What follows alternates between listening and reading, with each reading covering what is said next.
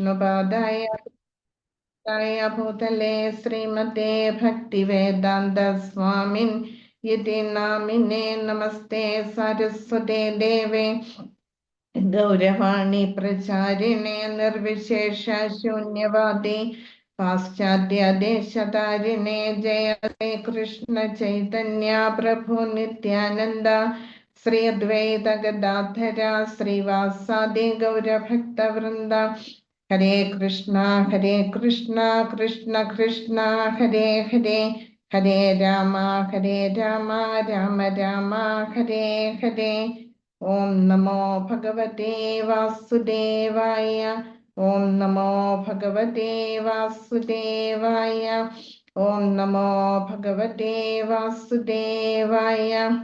अनर्पित चरिं चिरात् करुणया अवतीर्ण कलो സമർപ്പയിതും ഉന്നതോജ്വലരസാം സ്വഭക്തി ശ്രിയം ഹരിപുരട സുന്ദര ദ്യുതികദംബ സന്ദീപിത സദാ ഹൃദയ കന്ദരേ സ്ഫുരതു വാ ശചീനന്ദന രാധാകൃഷ്ണ പ്രണയ വികൃതിർഹ്ലാദിനി ശക്തിരസ്മാത് ഏകാത്മാനോ അഭിഭുവി പുരാ ദേഹഭേദം ഗതോ തോ ചൈതന്യാഖ്യം പ്രകടമധുനാ തദ്വയം ചൈക്യമാപ്തം രാധാഭാവദ്യുതി സുവലിതം നൗമി കൃഷ്ണസ്വരൂപം വഞ്ചാകൽപതരുഭ്യശ്ച കൃപാസിന്ധുഭ്യേവ ച പതിതാനാം പാവനേഭ്യോ വൈഷ്ണവേഭ്യോ നമോ നമഃ. ഹരേ കൃഷ്ണ. ജയ ജയ ശ്രീ ചൈതന്യ ജയ നിത്യാനന്ദ ജയ അദ്വൈത ചന്ദ്ര ജയ ഗൗരഭക്തവൃന്ദ. ഹരേ കൃഷ്ണ. ഇന്ന് ഏറ്റവും വിശേഷപ്പെട്ട ഒരു ദിവസമാണ് ഗൗരപൂർണിമ. ജന്മാഷ്ടമി പോലെ തന്നെ അതിനേക്കാളും പ്രാധാന്യമുണ്ട് മഹാപ്രഭുവിന്റെ അവതാര ദിവസം. 1486 AD ഫെബ്രുവരി 18 ബംഗാളിലെ നാദിയ ജില്ലയിലെ നവദ്വീപിലെ മായാപൂരില് ജഗന്നാഥ മിശ്രയുടെയും ശചി മാതാവിന്റെയും മകനായിട്ട് സ്വയം ശ്രീകൃഷ്ണ ഭഗവാൻ ശ്രീ ചൈതന്യ മഹാപ്രഭുവായിട്ട് അവതരിക്കുന്നത്. ഇന്നും ചന്ദ്രഗ്രഹണമാണ്. അന്നും ചന്ദ്രഗ്രഹണമായിരുന്നു. സന്ധ്യാസമയത്താണ് മഹാപ്രഭു അവതരിക്കുന്നത്. അപ്പൊ ഭഗവാൻ അവതരിക്കുന്നത് എന്തിനു വേണ്ടിയിട്ടാണ്? എന്തെങ്കിലും പ്രത്യേക ഉദ്ദേശങ്ങൾ ഉണ്ടാവും ഇല്ലേ? ഓരോ യുഗത്തിലും അവതാരങ്ങളുണ്ട്. പക്ഷെ ഈ കഴിഞ്ഞ ദ്വാപര യുഗത്തിന്റെ അന്ത്യത്തിലെ സ്വയം ശ്രീകൃഷ്ണ ഭഗവാൻ വന്നു. അതുപോലെ തന്നെ കലിയുഗത്തിന്റെ ആദിയില് ശ്രീ ചൈതന്യ മഹാപ്രഭുവായിട്ട് ശ്രീകൃഷ്ണ ഭഗവാൻ അവതരിച്ചു. അപ്പൊ നമുക്ക് കിട്ടിയിരിക്കുന്നത് ഡബിൾ സ്വർണമാണെന്ന് പറയാം. കാരണം നമ്മളൊക്കെ അതിനോടടുത്താണ് ജനിച്ചിരിക്കുന്നത്. അപ്പൊ നമ്മൾ ഈ സുവർണ അവസരം ഓരോരുത്തരും മുതലെടുക്കേണ്ടത് നമ്മളുടെ കടമയാണ്. ഇല്ല, ഇങ്ങനൊരു ഭാഗ്യം ആർക്കാ കിട്ടുക? എത്രയോ ഇനി വർഷങ്ങൾ, കോടിക്കണക്കിന് വർഷങ്ങൾ കഴിഞ്ഞെങ്കിൽ മാത്രമേ ഇനി ഇതുപോലൊരു അവതാരം ഉണ്ടാവുകയുള്ളൂ. എത്രയോ ജന്മങ്ങൾ, കോടിക്കണക്കിന് ജന്മങ്ങൾ നമ്മളെ കാത്തിരിക്കണം എന്നൊക്കെ. നമ്മൾ ഏത് രൂപത്തിലാണ് നമ്മൾ ഉണ്ടോ എന്നൊന്നും നമുക്ക് പറയാൻ പറ്റില്ല. ഇപ്പോൾ കിട്ടിയ സുവർണ അവസരം നമ്മൾ ഓരോരുത്തരും അത് മുതലെടുക്കാനാണ് നമ്മൾ പരിശ്രമിക്കേണ്ടത്. അങ്ങനെ നമ്മളുടെ ജന്മം സാർത്ഥകമാക്കാൻ അത് നമ്മളുടെയൊക്കെ കടമയാണത്. അപ്പൊ നമുക്കറിയാം 4 യുഗങ്ങളുണ്ട് ഇല്ലേ? കലിയുഗം, ത്രേതായുഗം, ദ്വാപരം, സത്യയുഗം, ഇങ്ങനെ 4 യുഗങ്ങളുണ്ട്. അപ്പം കലിയുഗത്തിൽ എത്ര വർഷമാണുള്ളത്? 4,32,000 വർഷമാണ്. ഓരോ യുഗത്തിലും ഇത്രയധികം വർഷങ്ങളുണ്ട്. അപ്പൊ ഈ 4 യുഗങ്ങൾ ചേരുന്നതിനെയാണ് എന്ത് പറയുന്നത്?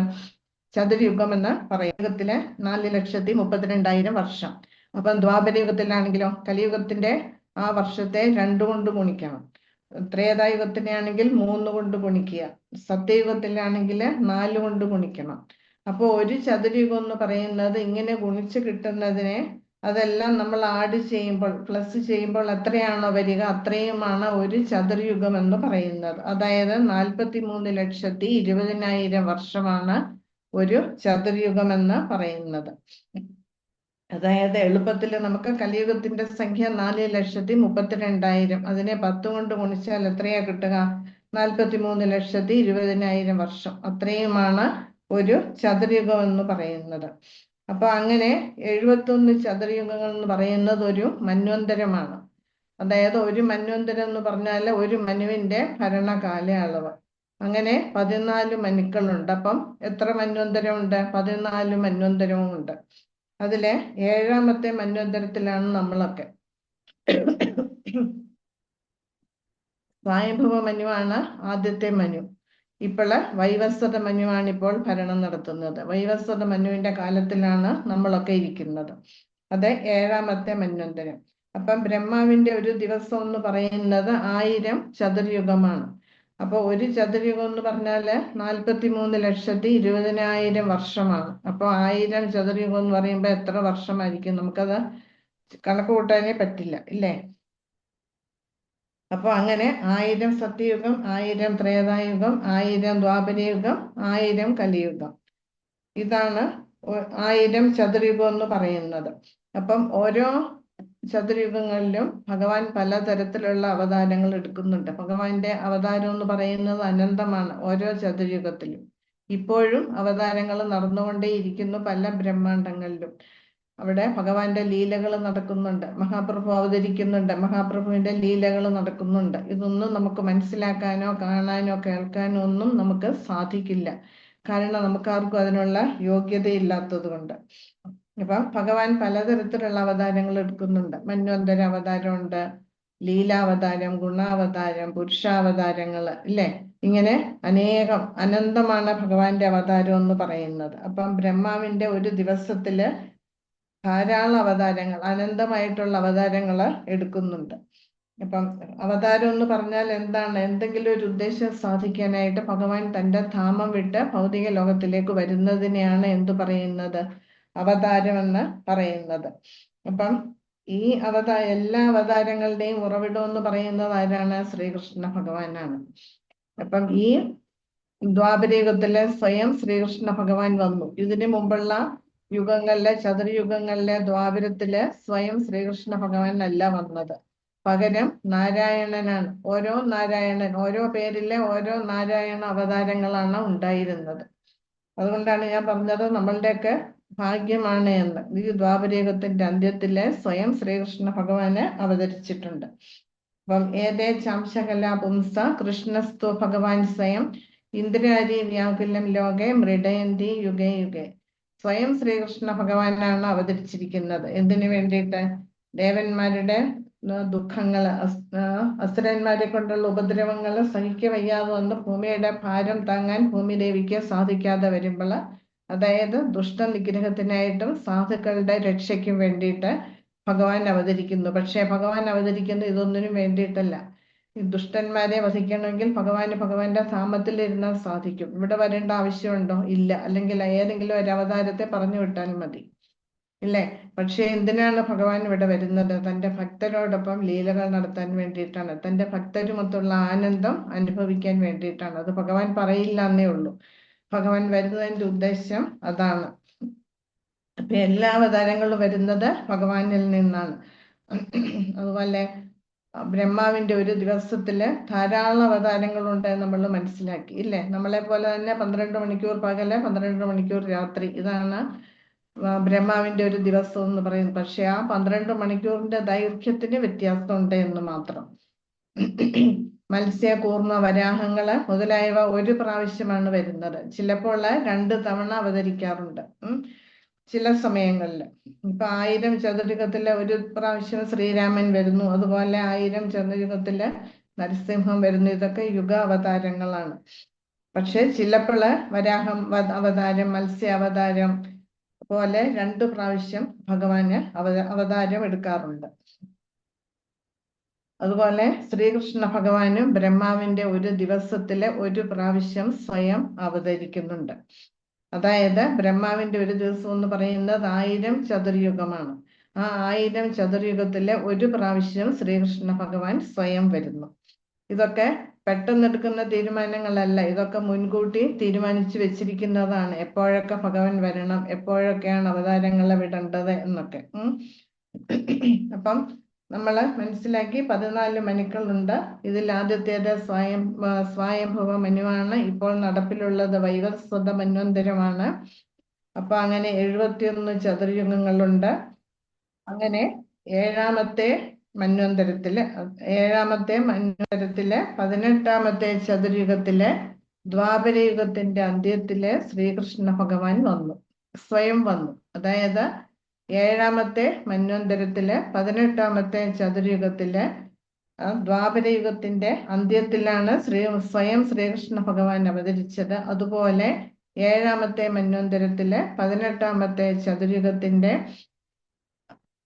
കലിയുഗത്തിന്റെ ആദിയില് ആര് വന്നു? സ്വയം ശ്രീകൃഷ്ണ ചൈതന്യ മഹാപ്രഭുവായിട്ട് ശ്രീകൃഷ്ണ ഭഗവാൻ അവതരിച്ചു. അപ്പം ഒരു മന്വന്തരം എന്ന് പറഞ്ഞാല് വീണ്ടും പറയാം, 71 ചതുർയുഗമാണ്. ഒരു ചതുർയുഗം പറഞ്ഞാൽ 43,20,000 വർഷമാണ്.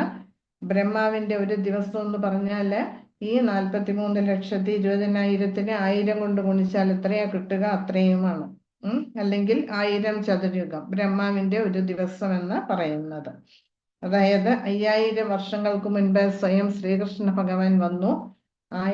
ഏകദേശം 538-39 വർഷങ്ങൾക്ക് മുൻപ് ശ്രീ ചൈതന്യ മഹാപ്രഭുവും അവതരിച്ചു. അപ്പൊ ഇതെല്ലാ അവതാരങ്ങളും ആരിൽ നിന്ന് വരുന്നു? ഭഗവാനിൽ നിന്ന്, സ്വയം ശ്രീകൃഷ്ണ ഭഗവാനിൽ നിന്ന്. അപ്പൊ നമുക്കറിയാം എന്തിനു വേണ്ടിയിട്ടാണ് ശ്രീ ചൈതന്യ മഹാപ്രഭുവായിട്ട് ശ്രീകൃഷ്ണ ഭഗവാൻ അവതരിച്ചത് എന്ന് നമ്മൾ മനസ്സിലാക്കിയതാണ് ഇല്ലേ? ബാഹ്യ കാരണങ്ങൾ, ആന്തര കാരണങ്ങൾ, ഇതൊക്കെ നമ്മൾ കണ്ടു ഇല്ലേ? രാധാറാണിക്ക് ഭഗവാനോട് എന്താണ് ഇത്രയധികം സ്നേഹം? അതായത് എന്തിനാണ് രാധാറാണി എന്നെ ഇങ്ങനെ സേവിക്കുന്നത്? എന്നെ സേവിക്കുന്നതിൽ നിന്നും രാധാറാണി അനുഭവിക്കുന്ന ആനന്ദം എന്താണ് എന്ന് ഭഗവാൻ സ്വയം മനസ്സിലാക്കുന്നതിന് വേണ്ടിയിട്ടാണ് ശ്രീ ചൈതന്യ മഹാപ്രഭുവായിട്ട് ശ്രീകൃഷ്ണ ഭഗവാൻ അവതരിച്ചത്. രാധാറാണിയുടെ ഭാവത്തില്, രാധാറാണിയുടെ നിറത്തില് അതേ സൗന്ദര്യം ഉൾക്കൊണ്ടുകൊണ്ടാണ് ശ്രീ ചൈതന്യ മഹാപ്രഭുവായിട്ട് അവതരിച്ചത്. അപ്പം ഭഗവാൻ സ്വയം അവതരിക്കുമ്പോൾ അതിന് എന്തെങ്കിലുമൊക്കെ കാരണങ്ങൾ ഉണ്ടാവും ഇല്ലേ? ഭഗവാൻ വൃന്ദാവനത്തില് അവതരിക്കുമ്പോൾ ഭഗവാൻ ഒറ്റയ്ക്കാണോ വന്നതല്ല. എല്ലാ പാരാഫർണാലിയും ഭഗവാനോടൊപ്പം ഉണ്ടായിരുന്നു. ഭഗവാന്റെ എല്ലാ വിസ്തരണങ്ങളും അവതാരങ്ങളും ഒക്കെ ഭഗവാനിലുണ്ടായിരുന്നു. ഇപ്പൊ വൃന്ദാവനത്തിൽ നടത്തിയ ലീലകൾ എടുത്തു കഴിഞ്ഞാൽ നമുക്കറിയാം, അവിടെ പൂതന ആദ്യമേ തന്നെ ശിശുവായിരിക്കുമ്പോൾ പൂതന മോക്ഷം ഇല്ലേ? പൂതനയെ വധിച്ചുകൊണ്ടാണ് ഭഗവാൻ തന്റെ ലീലകൾ ആരംഭിക്കുന്നത്.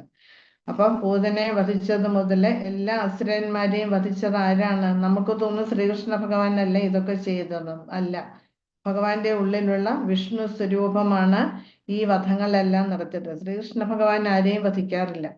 ഭഗവാൻ എന്താ ചെയ്യുന്നത്? തന്റെ ഓടക്കുഴലും വായിച്ചുകൊണ്ട് തന്റെ ഭക്തരോടൊപ്പം ആനന്ദം അനുഭവിക്കുകയും പശുക്കുട്ടികളെയൊക്കെ മേയിച്ച് ആ ഗോലോക വൃന്ദാവനത്തിൽ ഇങ്ങനെ വിചരിച്ച് നടക്കുകയാണ് ചെയ്യുന്നത്. അതിനോടൊപ്പം തന്നെ ഈ ബ്രഹ്മാണ്ടങ്ങളിലെ, അഖിലകോടി ബ്രഹ്മാണ്ടങ്ങളിൽ എന്തെല്ലാം നടക്കുന്നു അതെല്ലാം അവിടെ ഇരുന്നു കൊണ്ട് ഭഗവാൻ കാണുകയും കേൾക്കുകയും എല്ലാം ചെയ്യും. ഭഗവാൻ ഒരിക്കലും ആരെയും വധിക്കില്ല. ഒക്കെ ചെയ്തത് എന്താണ്? ഭഗവാന്റെ ഉള്ളിലുള്ള വിഷ്ണു സ്വരൂപങ്ങളാണ് ഇത് ചെയ്തത്. അപ്പം ഭഗവാൻ സ്വയം വിസ്തരിക്കുന്നത് എന്തിനു വേണ്ടിയിട്ടാണ്? ഇങ്ങനെ ഓരോ കാലത്തില് ഇതുപോലെയുള്ള ആവശ്യങ്ങൾ വരുമ്പോൾ ഭഗവാൻ സ്വയം വിസ്തരണം നടത്തുകയാണ് ചെയ്യുന്നത്. അതായത് ഭൂമിയിലെ ഭൂമിയുടെ ഭാരം കുറയ്ക്കേണ്ട സമയമാവുമ്പോഴും ഭഗവാൻ അവതരിക്കേണ്ട സമയവും എല്ലാം ഒത്തുവരുമ്പോൾ ഭഗവാൻ സ്വയം പ്രകടമാകുകയാണ് ചെയ്യുന്നത്. അപ്പം എന്തിനു വേണ്ടിയിട്ടാണ് ഭഗവാൻ അവതരിച്ചത് ഈ ഭൗതിക ലോകത്തില്? പ്രേമഭക്തി പ്രചരിപ്പിക്കുന്നതിന് വേണ്ടിയിട്ട് അല്ലേ? അതായത് രാഗമാർഗ ഭക്തി പ്രചരിപ്പിക്കുന്നതിന് വേണ്ടിയിട്ടാണ്. അപ്പം പ്രേമഭക്തി എന്ന് പറഞ്ഞാൽ അവിടെ റൂൾസ് ആൻഡ് റെഗുലേഷൻസ് ഇല്ല. നമ്മളൊക്കെ സാധന ഭക്തി പരിശീലിക്കുന്നവരാണ്. നമ്മളൊക്കെ ഭക്തി തുടങ്ങിയിട്ടേ ഉള്ളൂ. നമ്മൾ ഭക്തരെന്ന് പറയാനുള്ള യോഗ്യത പോലും നമുക്കില്ല.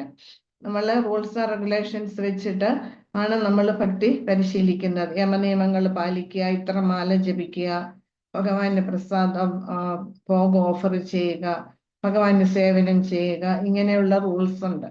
പക്ഷെ രാഗമാർഗത്തിലുള്ള ഭക്തിയിലാണെങ്കിൽ ഒരു റൂൾസും ഫോളോ ചെയ്യില്ല. അവർക്ക് ഇഷ്ടം പോലെയാണ്, അവർക്ക് തോന്നുന്നപടി അവർ ചെയ്യും. അത്രയ്ക്ക് ഉന്നത തലമാണ് രാഗമാർഗ ഭക്തി എന്ന് പറയുന്നത്. വൃന്ദാവനത്തിലെ ഗോപികമാര്, നമ്മളുടെ ആചാര്യന്മാരൊക്കെ രാഗമാർഗ ഭക്തിയിലുള്ളവരാണ്. അവരൊക്കെ ആ ഭക്തിയുടെ ഉന്നത തലത്തിൽ എത്തിയവരാണ്. ആ പ്രേമ ഭക്തിയുടെ തലത്തിൽ ഉള്ളവരാണ് ഇവരെല്ലാം തന്നെ. ഇപ്പം വൈകുണ്ഠത്തിലെ ഭക്തി എന്ന് പറഞ്ഞാൽ റൂൾസ് ആൻഡ് റെഗുലേഷൻസ് ആണ്. സനാതന ഗോസ്വാമിയുടെ ബൃഹത് ഭാഗവതാമൃതത്തിലെ ഗോലോകത്തിലേക്കുള്ള ഗോപകുമാരന്റെ യാത്ര എന്ന് പറഞ്ഞിട്ടൊരു കഥയുണ്ട് അതിലെ ഗോപകുമാരൻ എന്തോ കാരണവശാൽ ഈ ഭൗതിക ലോകത്തിൽ ഇവൻ ജനിച്ചു. അങ്ങനെ കുറെ ജന്മങ്ങൾ കഴിഞ്ഞു, എല്ലായിടത്തും ചുറ്റി സഞ്ചരിച്ച അവസാനം വൈകുണ്ഠത്തിലെത്തും. വൈകുണ്ഠത്തിലെത്തുമ്പോൾ ഗോലോകത്തിലെ പോലെ അവിടെ ഭഗവാനെ കണ്ടിട്ട് ഓടി അടുത്ത് ചെല്ലും. ഗോവിന്ദ ഗോവിന്ദ എന്ന് വിളിച്ചുകൊണ്ട് അടുത്തേക്ക് ചെല്ലാൻ പോകുമ്പോൾ അവിടെ ഉള്ളവർ തടയും. അരുത്, നാരായണനാണ്, അടുത്തു പോകാൻ പാടില്ല, ദൂരെ നിന്ന് നമസ്കരിക്കാനേ പാടുള്ളൂ എന്ന്. അപ്പൊ ഗോപകുമാരൻ അത്ഭുതമാകും. ഇത് ഭഗവാന്റെ തോളിൽ കൈയിട്ട് ഭഗവാനോടൊപ്പം പരിപൂർണ സ്വാതന്ത്ര്യത്തോടെ പെരുമാറിയിരുന്നതാണ്, ഇവിടെ എന്താ ഇങ്ങനെ എന്നാണ് ആ ഗോപകുമാരൻ ചിന്തിക്കുക. അവസാനം ഗോലോകത്തിലെത്തുമ്പോൾ ശ്രീകൃഷ്ണ ഭഗവാൻ അവിടെ പശുക്കളെ മേയിച്ച് മടങ്ങി വരുന്ന സമയത്താണ് ഗോപകുമാരൻ അവിടെ ചെല്ലുന്നത്. അപ്പൊ ഗോപകുമാരനെ കാണുമ്പം ശ്രീകൃഷ്ണ ഭഗവാൻ കരഞ്ഞുകൊണ്ട് ഓടി വരും. ഓടി വന്ന് ആലിംഗനം ചെയ്യും ഗോപകുമാരനെ. എത്ര നാളെയും നമ്മൾ തമ്മിൽ കണ്ടിട്ട്, എവിടെയായിരുന്നു എന്ന് ചോദിച്ചുകൊണ്ട് കരയുകയാണ്. രണ്ടുപേരും കെട്ടിപ്പിടിച്ച് കരയുകയാണ്. അതാണ് ശ്രീകൃഷ്ണ ഭഗവാൻ എന്ന് പറയുന്നത്. ഇതുപോലെ ആരാണ് ഒരു ഭക്തൻ ഇത്ര സ്വാതന്ത്ര്യത്തോടെ ആരുടെ അടുക്കൽ പെരുമാറാൻ പറ്റും? നമുക്ക് നരസിംഹമൂർത്തിയുടെ അടുത്ത് തന്നെ ഇതുപോലെ കെട്ടിപ്പിടിക്കാനോ തമാശ പറയാനോ പറ്റുമോ? ശ്രീരാമന്റെ അടുത്ത് പറ്റുമോ? ഇല്ല. വേറെ ഒരു അവതാരങ്ങളുടെ അടുക്കലും സാധിക്കില്ല. ഇത് സ്വയം ശ്രീകൃഷ്ണ ഭഗവാന്റെ അടുത്ത് മാത്രമേ പരിപൂർണ സ്വാതന്ത്ര്യത്തോടെ പെരുമാറാന് നമുക്ക് സാധിക്കുകയുള്ളൂ. നമ്മൾ ഏത് ഭാവത്തിലാണോ ഭഗവാനെ ആരാധിക്കുന്നത് അതേ ഭാവത്തിൽ ഭഗവാൻ നമുക്ക് നിന്നു തരും. അതാണ് ഭഗവാന്റെ മഹത്വം എന്ന് പറയുന്നത്. അപ്പം ഭഗവാന്റെ അവതാരങ്ങളൊക്കെ ബ്രഹ്മാവിന്റെ ഒരു ദിവസത്തില് ഒരു പ്രാവശ്യമാണ് നടക്കുക. അതിനെ യുഗാവതാരങ്ങൾ എന്ന് പറയും.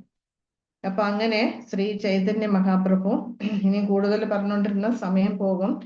ശ്രീ ചൈതന്യ മഹാപ്രഭു രാധാറാണിയുടെ ഭാവം ഉൾക്കൊണ്ടുകൊണ്ട് രാധാറാണിയുടെ ആ സേവനത്തിന്റെ കാരണം എന്താണെന്ന് മനസ്സിലാക്കാൻ വേണ്ടിയിട്ട് സ്വയം ശ്രീകൃഷ്ണ ഭഗവാൻ ശ്രീ ചൈതന്യ മഹാപ്രഭുവായിട്ട് നവദ്വീപിലെ മായാപൂരിലെ ശചി മാതാവിന്റെയും ജഗന്നാഥ മിശ്രയുടെയും മകനായിട്ട് ഫാൽഗുന മാസത്തിലെ പൗർണമി ദിവസം സന്ധ്യയ്ക്ക്, അന്ന് ചന്ദ്രഗ്രഹണമായിരുന്നു, ആ സമയത്ത് അവിടെ അവതരിക്കുകയാണ് ചെയ്തത്. അപ്പം ഗ്രഹണമാകുമ്പോ ഇന്നത്തെ പോലെയല്ല. പണ്ടുള്ളവര് ആ ഗ്രഹണ ദിവസം മുഴുവൻ, പ്രത്യേകിച്ചും ഗ്രഹണ സമയത്ത് ഭഗവാന്റെ നാമം ജപിച്ചുകൊണ്ട് പുണ്യ നദികളില് അവര് സ്നാനം ചെയ്യുവാൻ. അങ്ങനെ എല്ലാവരും ആ ചന്ദ്രഗ്രഹണത്തിന്റെ അന്ന് എല്ലാവരും പുണ്യ നദികളിൽ ഇറങ്ങി നിന്നുകൊണ്ട് ഹരിഹരി ഹരിഹരി എന്ന ഉച്ചത്തില് ജപിക്കുന്ന സമയമാണ്. ഇത് കേട്ടിട്ട് ഭക്തിയില്ലാത്തവര്, അഭക്തരായിട്ടുള്ളവരും ഇവരെ പരിഹസിച്ചുകൊണ്ട് അവരും ഹരിഹരി ഹരിഹരി എന്ന ഉച്ചത്തില് ജപിക്കുന്നു. അങ്ങനെ ലോകമെമ്പാടും ഭഗവാന്റെ നാമം, ഹരിഹരി എന്നുള്ള നാമം ഉച്ചത്തില് മുഴങ്ങിക്കൊണ്ടിരിക്കുന്ന സമയത്താണ് ജഗന്നാഥ മിശ്രയുടെ ഭവനത്തില് ശചി മാതയുടെ ഗർഭത്തിൽ നിന്നും വേപ്പുമരത്തിന്റെ ചുവട്ടിലാണ് ശ്രീ ചൈതന്യ മഹാപ്രഭു പ്രകടമായത്. അപ്പൊ നമുക്ക് സംശയം തോന്നാം, എന്തിനാണ് ഈ വേപ്പുമരം തിരഞ്ഞെടുത്തത് എന്ന്. സാധാരണ ഈ പ്രസവമൊക്കെ നടക്കുന്നത് മുറിക്കുള്ളില്, ഇന്നാണെങ്കിൽ ആസ്പത്രികളിൽ, ഇല്ലേ? പക്ഷെ എന്തിനാണ് ഈ വേപ്പുമരം തിരഞ്ഞെടുത്തത്? എന്താന്ന് വെച്ചാല് ശചി മാതാവിന് 7-8 കുട്ടികളുണ്ടായി. അവരെല്ലാം ജനിച്ച ഉടനെ തന്നെ മരണപ്പെട്ടു. പിന്നീട് ഒരു മകൻ ഉണ്ടായി, വിശ്വരൂപൻ എന്നാണ് പേര്. പിന്നീട് അത് കഴിഞ്ഞിട്ടാണ് ശ്രീ ചൈതന്യ മഹാപ്രഭു അല്ലെങ്കിൽ നിമായി അവതരിക്കുന്നത്. അപ്പം അന്നത്തെ ജനങ്ങൾക്കൊരു വിശ്വാസമുണ്ട്, ഇന്നുമുണ്ട്. വേപ്പുമരം നമുക്ക് തമിഴ്നാട്ടിലൊക്കെ പോയാൽ നമുക്ക് കാണാൻ സാധിക്കുക. എല്ലാ വീടുകളിലും വേപ്പുമരം ധാരാളം ഉണ്ടാവും. അവർ 4 വശത്തും വേപ്പ് വെച്ച് പിടിപ്പിക്കും. കാരണം എന്താന്ന് വെച്ചാല് വേപ്പ് വീട്ടിലുണ്ടെങ്കിൽ ഈ ഭൂതപ്രേത പിശാചുക്കളൊന്നും അടുക്കില്ല എന്നൊരു വിശ്വാസം പണ്ട് മുതലേ ഉണ്ട്. അപ്പം ഇത്രയും കുട്ടികള് മരണപ്പെട്ടതിന് കാരണം ഈ ഭൂതപ്രേതങ്ങളാണ് എന്നുള്ള വിശ്വാസത്തിലാണ് മഹാപ്രഭുവിന്റെ അവതാരം വേപ്പുമരത്തിന്റെ ചുവട്ടിലാക്കാമെന്ന് ശചി മാതയും ജഗന്നാഥ മിശ്രയും തീരുമാനിക്കുന്നത്. അപ്പം എല്ലായിടവും ഹരിഹരി ഹരിഹരി എന്നുള്ള നാമം മുഴങ്ങുന്ന സമയത്താണ് മഹാപ്രഭു അവതരിക്കുന്നത്. അപ്പൊ ശചി മാതയും ഇതിന്റെ പുറമെ ധാരാളം ഗർഭസ്ഥ ശിശുവായിരിക്കുമ്പോഴൊക്കെ ധാരാളം ലീലകളുണ്ട്. അതൊക്കെ നമുക്ക് ചൈതന്യ ചരിതാമൃതത്തിലൂടെ നമുക്ക് കാണാൻ സാധിക്കും. അപ്പൊ എല്ലാ ദേവീ ദേവന്മാരും വന്ന് ദേവകി മാത എങ്ങനെയാണോ ഭഗവാനെ ഗർഭം ധരിച്ചിരിക്കുമ്പോ എല്ലാവരും വന്ന് ദേവകി മാതയെ സ്തുതിക്കുകയും നമസ്കരിക്കുകയും ചെയ്തത്, അതുപോലെ 33 കോടി ദേവീ ദേവന്മാരും ശചി മാത ഗർഭിണിയായിരിക്കുന്ന സമയത്ത് രാത്രിയിൽ ഇവര് അദൃശ്യമായിട്ട് വന്ന് ശചിമാതയെ പ്രദക്ഷിണം വെക്കുകയും നമസ്കരിക്കുകയും ഒക്കെ ചെയ്യുമായിരുന്നു. അപ്പൊ ശചിമാതയ്ക്കും ജഗന്നാഥ മിശ്രയ്ക്കും ഇത് മനസ്സിലാക്കാൻ സാധിച്ചു. പക്ഷെ ആരാണെന്ന് അവർക്കറിയില്ല. എന്തൊക്കെയോ നടക്കുന്നുണ്ട്. തങ്ങളുടെ ഇനി ജനിക്കാൻ പോകുന്ന ശിശു ഒരു സാധാരണ വ്യക്തി അല്ലായിരിക്കും എന്ന് ഇവർക്കൊരു തോന്നലുണ്ടായിരുന്നു. അതുപോലുള്ള അനുഭവങ്ങൾ ഇവർക്ക് ഉണ്ടായിട്ടുണ്ട്. അതെല്ലാം നമുക്ക് പോകെ പോകെ മനസ്സിലാക്കാം. അങ്ങനെ നിമായി വേപ്പ് മരത്തിന്റെ ചുവട്ടിൽ ജനിച്ചുകൊണ്ട് അദ്വൈത ആചാര്യരുടെ പത്നി സീത ഠാക്കുറാണിയാണ് നിമായി എന്ന് വിളിച്ചത്. എല്ലാവരും അവർക്ക് ഇഷ്ടമുള്ള പേരുകൾ വിളിച്ചു കുഞ്ഞിനെ. അതായത് സുവർണ്ണ നിറമാണ്, അതി തേജസ്വിയാണ്, അതിസുന്ദരനായിട്ടുള്ള ശിശുവാണ്. അപ്പൊ എല്ലാവരും ഓടിയെത്തി ശിശുവിനെ കാണാനായിട്ട്. എല്ലാവരും, അത് തന്നെയുമല്ല, നവദ്വീപിൽ എല്ലായിടത്തും ആർക്കും ദുഃഖങ്ങളൊന്നുമില്ല. എല്ലായിടത്തും ഐശ്വര്യങ്ങൾ ഇങ്ങനെ എല്ലാവർക്കും ഉണ്ടായി. എല്ലായിടത്തും ഐശ്വര്യങ്ങൾ തിങ്ങി നിറഞ്ഞിരുന്നു മഹാപ്രഭുവിന്റെ അവതാരത്തോടെ. ആർക്കും ദുഃഖങ്ങളേ ഇല്ല. എല്ലാവരും സന്തോഷത്തിലാണ്. അപ്പൊ വീട് നിറച്ച ആൾക്കാരാണ് ഈ കുഞ്ഞിനെ കാണാനായിട്ട്. കേട്ട് കേട്ട് കേട്ട് കേട്ട് എല്ലാവരും ഓടിയെത്തുകയാണ്. ദേവീ ദേവന്മാരും അവരെ വേഷം മാറിയും അദൃശ്യരായിട്ടും ഒക്കെ തിക്കിത്തിരക്കുകയാണ് ഈ ഭഗവാനെ ശിശു രൂപം കാണാനായിട്ട്. എല്ലാവരും അത്ഭുതപ്പെടുകയാണ്. അവരെല്ലാം സ്തുതിക്കുന്നുണ്ട്, പെരുമ്പറകൾ മുഴക്കുന്നു, പുഷ്പവൃഷ്ടി നടത്തുന്നു. അപ്പം ശചിമാതയ്ക്കും ജഗന്നാഥ മിശ്രയ്ക്കും മനസ്സിലായി അദൃശ്യരായിട്ട് ആരൊക്കെയോ വന്നു പോകുന്നു, നിഴലുകൾ കാണാൻ സാധിക്കുന്നു. അപ്പൊ അവരെന്താ വിചാരിച്ചേ? ഭൂതപ്രേതങ്ങളാണ്. അവർക്ക് ഭയമായി. അവര് ഇതിനെ ചെറുക്കാനുള്ള പ്രതിവിധികളൊക്കെ ചെയ്യാൻ തുടങ്ങി. അപ്പൊ ദേവി ദേവന്മാര് പരസ്പരം ചിരിക്കുകയാണ്. അവര് കളിയാക്കി ചിരിക്കുകയാണ്. പക്ഷെ ഈ ഭൂമിയിലുള്ളവർക്ക് അവരെ കാണാൻ സാധിക്കില്ലല്ലോ. അപ്പൊ അങ്ങനെ അടുത്തുള്ള സ്ത്രീകളും എല്ലാവരും വരും. അപ്പൊ നിമായി എന്ത് ചെയ്യും? വാശി പിടിച്ച് കരയും. വാശി പിടിച്ച് കരയുമ്പോൾ എന്തൊക്കെ കാണിച്ചു കൊടുത്താലും, നമ്മൾ കൊച്ചുകുട്ടികൾ വാശി പിടിക്കുമ്പോൾ നമ്മൾ പലതും കാണിച്ചു കൊടുക്കും, പല ശബ്ദങ്ങൾ ഉണ്ടാക്കും കരച്ചിൽ നിർത്താനായിട്ട്. പക്ഷെ എന്ത് ചെയ്തിട്ട് നിമായി ഈ വാശി പിടിച്ചുള്ള കരച്ചില് നിർത്തുന്നില്ല.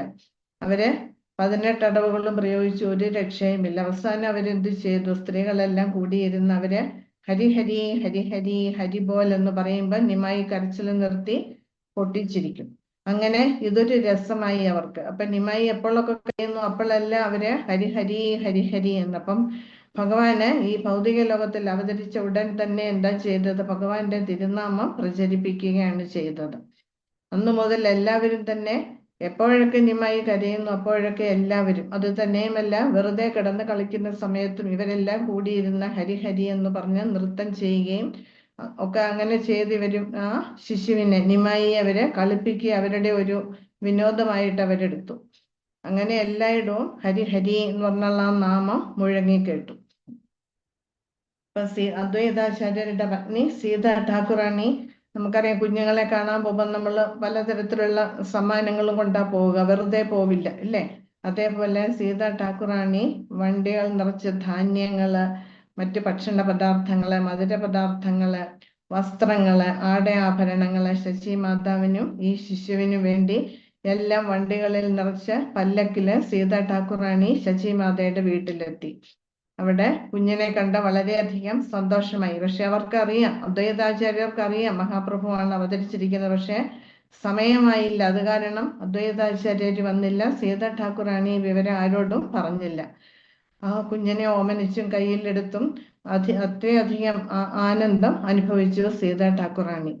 കുറെ ദിവസങ്ങൾ അവിടെ താമസിച്ച് നിമായിക്കും ശചി മാതാവിനും വേണ്ടുന്ന ശുശ്രൂഷകൾ ചെയ്തിട്ടാണ് സീത ഠാക്കുറാണി മടങ്ങിപ്പോയത്. അങ്ങനെ നിമായി അവിടെ വളർന്നു.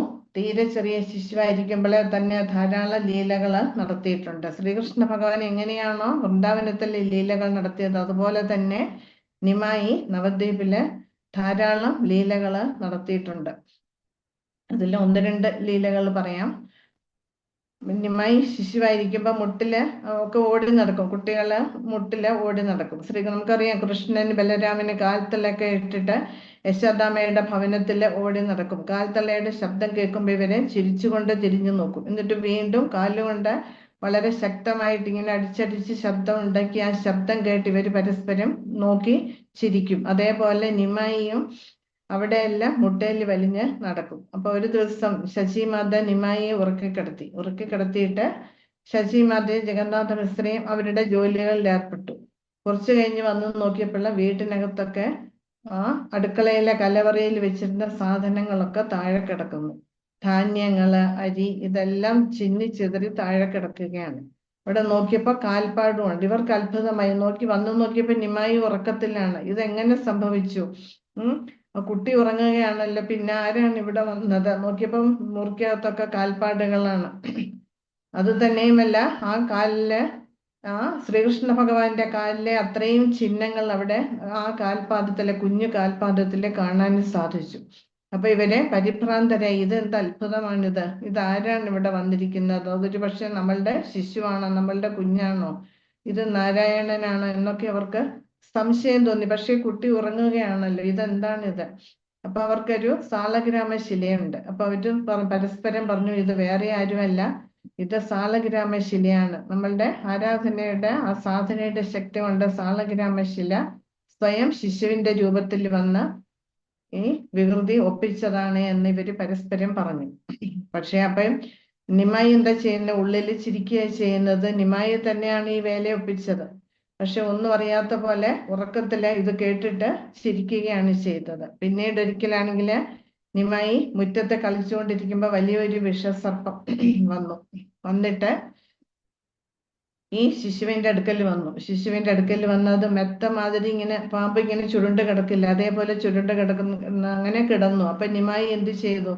മുട്ടയിൽ എഴഞ്ഞു ചെന്ന് ആ പാമ്പിന്റെ പുറത്ത് അനന്തശയനം മാതിരി ശയിച്ചു. ഇത് കണ്ടിട്ട് എല്ലാവരും പരിഭ്രമിച്ച് അവരെല്ലാം ഉച്ചത്തിൽ നിലവിളിച്ചു തുടങ്ങി. ശശിമാതെ, ജഗന്നാഥ മിശ്രയൊക്കെ കരച്ചിലാണ്. കാരണം വിഷസർപ്പമാണ്, കുട്ടിയെ എന്തെങ്കിലും ചെയ്യും. അത് തന്നെയുമല്ല, നിമായി എന്താ ചെയ്യുന്നത്? ആ പാമ്പിനെ കയ്യിലെടുത്തിട്ട് കളിക്കുകയാണ്. ആ പാമ്പ് നിമായിയുടെ ദേഹത്ത് കൂടി എഴയുന്നു. ഇവരെല്ലാം പരിഭ്രാന്തരായിട്ട് ഇവരെല്ലാം പ്രാർത്ഥിക്കുകയാണ്, ഭഗവാനോട് പ്രാർത്ഥിക്കുകയാണ്. ഗരുഡന്റെ മന്ത്രങ്ങൾ ഉച്ചത്തിൽ ഉരുവിട്ടു. അപ്പം മനസ്സിലായി, ആ പാമ്പിന് മനസ്സിലായി എല്ലാവരും ഭയപ്പെട്ടു എന്ന്. അപ്പൊ പതുക്കെ പാമ്പ് അവിടെ നിന്നും ഇഴഞ്ഞുപോയി. നിമായി പിന്നാലെ പോവുകയാണ് അതിനെ പിടിക്കാനായിട്ട്.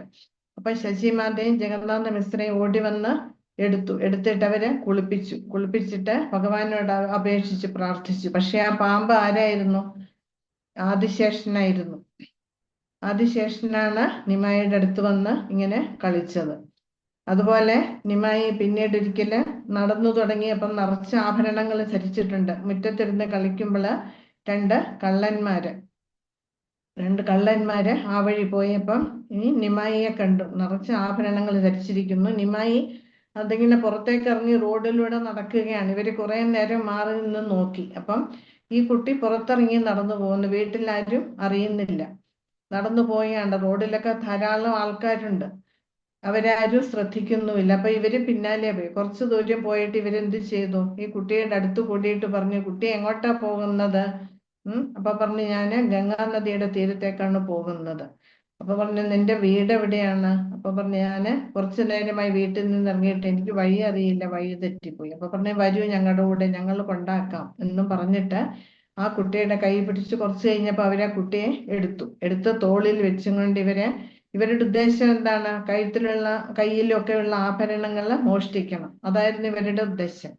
ഇവരെ കുറെ ദൂരത്തേക്ക് പോയി. അപ്പൊ ഇവര് ഉള്ളിൽ സന്തോഷിക്കുകയാണ്. കാരണം എന്താ?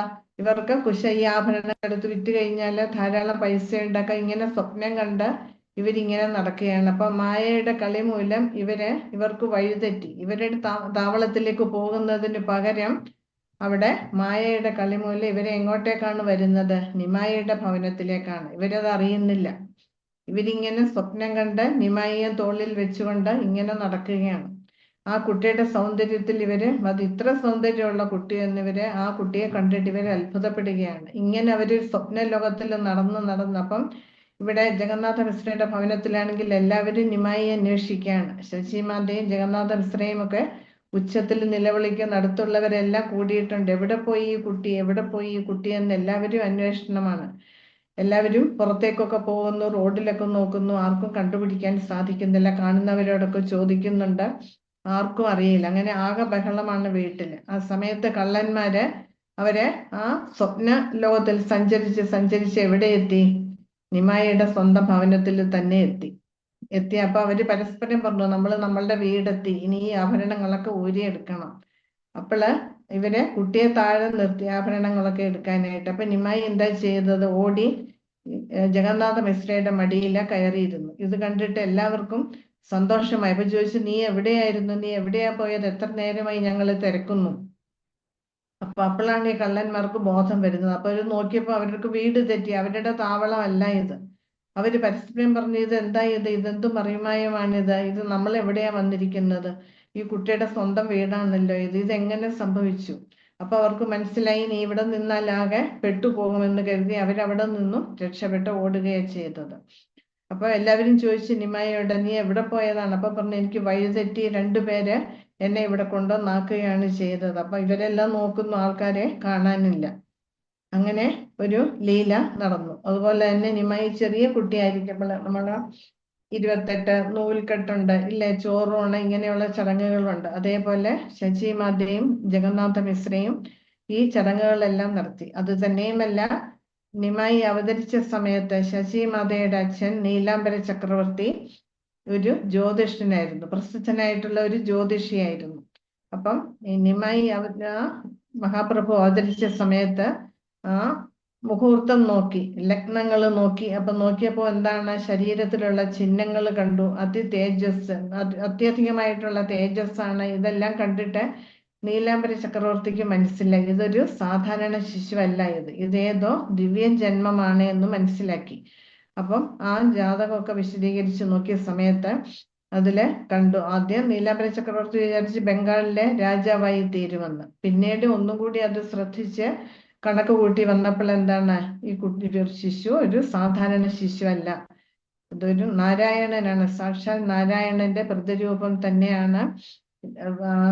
അതുപോലെ തന്നെ വേറൊരു ബ്രാഹ്മണനും, അതും ജ്യോതിഷിയാണ്, ആ ബ്രാഹ്മണനും വന്നു. ബ്രാഹ്മണനും ഇതേപോലെ ഗ്രഹനിലയൊക്കെ പരിഗണിച്ചു നോക്കിയപ്പം ആ ബ്രാഹ്മണന് മനസ്സിലായി, ഇതൊരു സാധാരണ ശിശുവല്ല.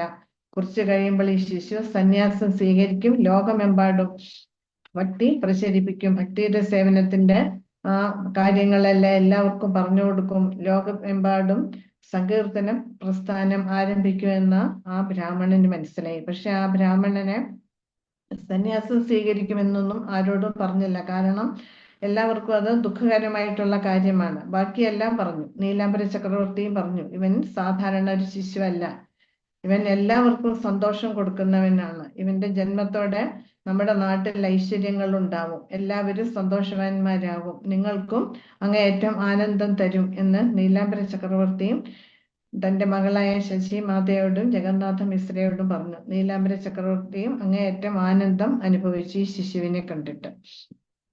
അപ്പൊ അങ്ങനെ ഈ വടക്കേ ഇന്ത്യയിലൊക്കെ ഉണ്ട്, കുഞ്ഞുങ്ങൾ ജനിച്ച് കുറച്ച് കഴിഞ്ഞാല് അവര് മുട്ടയിലൊക്കെ കഴിഞ്ഞു കഴിഞ്ഞാല് അവരെന്ത് ചെയ്യും? അവര് ഈ പുരാണ ഗ്രന്ഥങ്ങള്, മധുര പലഹാരങ്ങള്, കളിപ്പാട്ടങ്ങള്, ഇങ്ങനെ കുറെ സാധനങ്ങൾ നിരത്തി വെക്കും.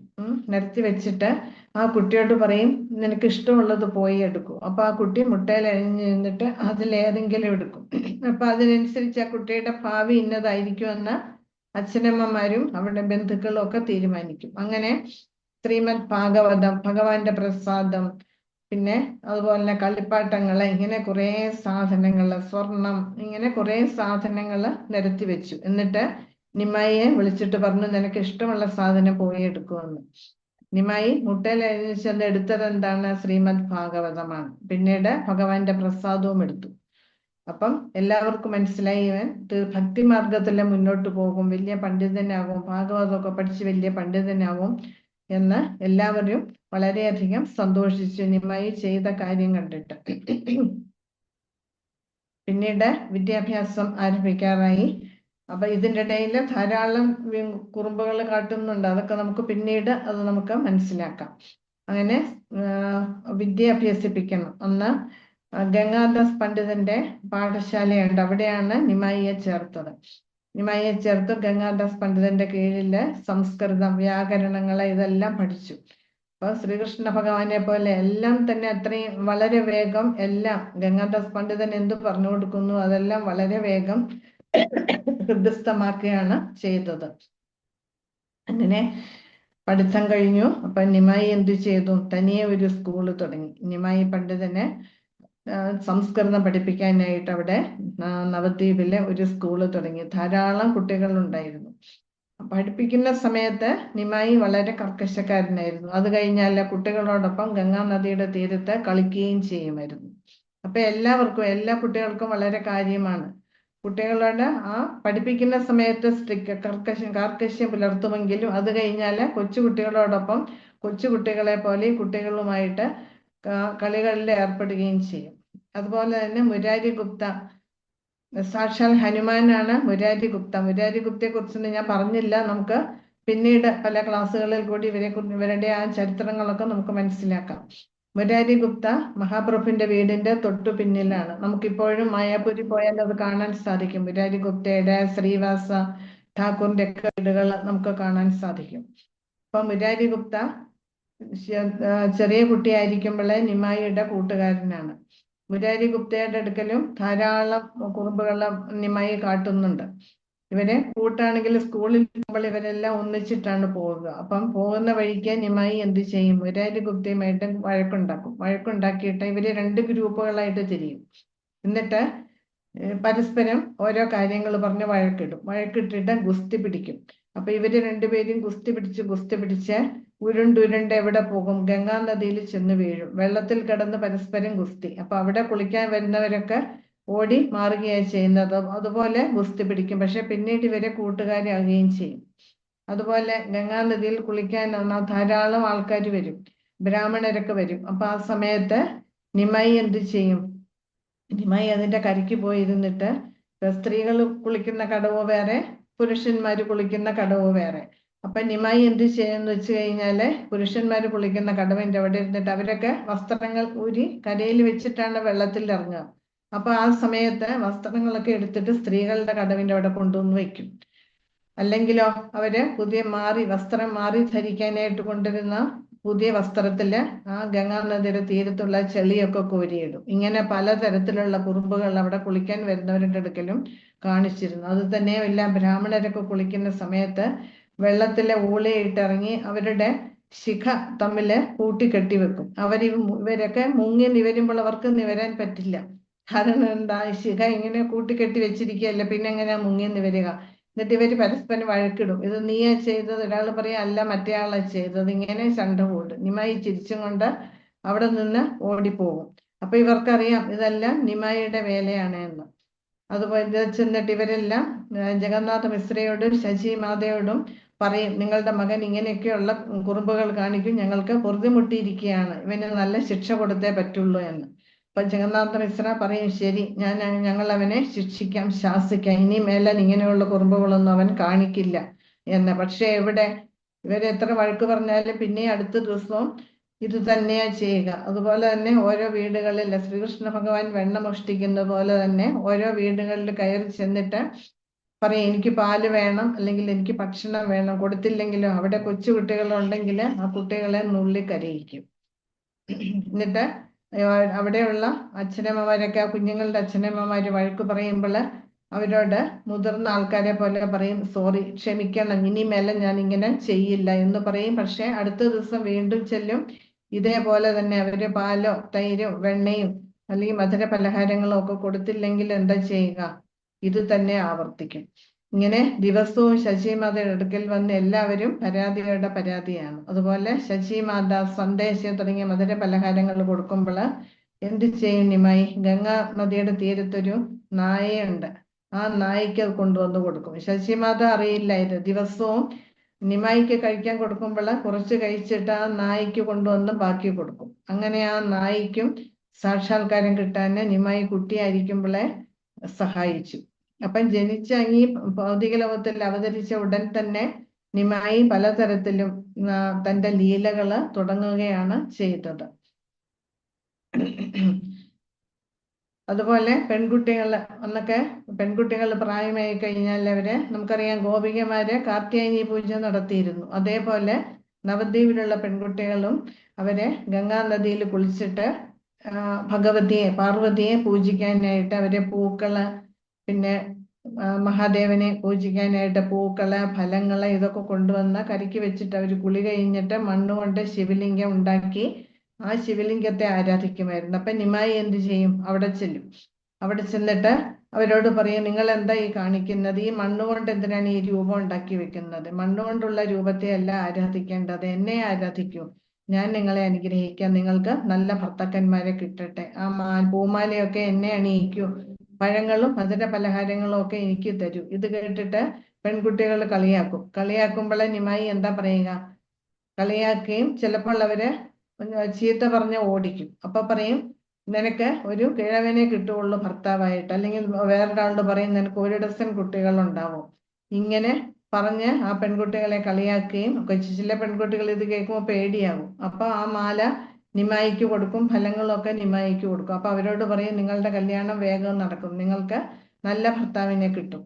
ഇങ്ങനെ പറഞ്ഞ് അവരോടും ഗോപികമാരോട് കൃഷ്ണൻ എങ്ങനെ പെരുമാറി അതേപോലുള്ള കുറുമ്പുകള് ഈ നിമായി അവരോടും കാണിക്കുമായിരുന്നു. അപ്പൊ ഇത് ശശിമാതയോട് എല്ലാവരും ചെന്ന് പറയും. അപ്പൊ ശശിമാത ഒരു ദിവസം എന്ത് ചെയ്തു എന്ന് വെച്ചാൽ, കയ്യിൽ ഒരു വടിയുമായിട്ട് നിമായി രാവിലെ വീട്ടിൽ നിന്ന് ഇറങ്ങുമ്പോ നിമായി അറിയാതെ പിന്നാലെ വന്നു. പക്ഷെ നിമായി ഓടിയാണ് വരുന്നത്.